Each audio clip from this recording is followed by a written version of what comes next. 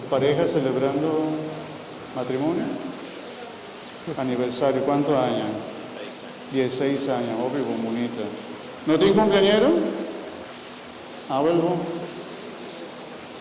Láganos pedir sí para nos pareja bonita, que para el Señor sigue renovar su vida matrimonial. Para el Señor, después de 16 años, esta acompañamos, esta va a seguir acompañamos con gracia y bendición.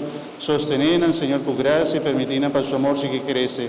Habernos ascende vela de amor, permitir para amor sigue vira cada día más fuerte como compañía, con gracia y sostén. En nombre de Cristo, nuestro Señor. Amén. Va bien.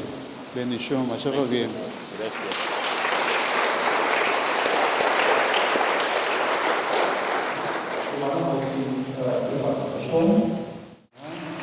Vos ayer reconoce alabar a Dios, el diácono a inspirarnos con alabanza, para un corazón contento, está alabar a Dios. La vista de Dios está grande, está maravillado, pues maravilla, nadie Dios te dice, oh Señor, dangue para tanto cosas, me está alabado, me está glorificado.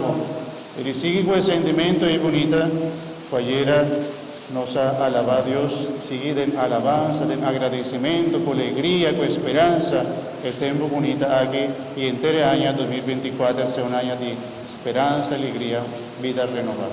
Amén. Y hermanos, láganos la tabara y láganos rezo.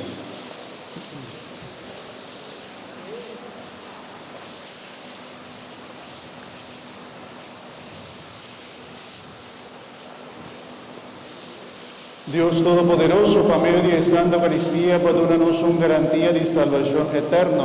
Aumentanos celo, según fiesta de Pascua está acercando, para nos celebrar de manera digna el nacimiento milagroso de Boyú, que de viva y reina desde el siglo de siglo. Amén.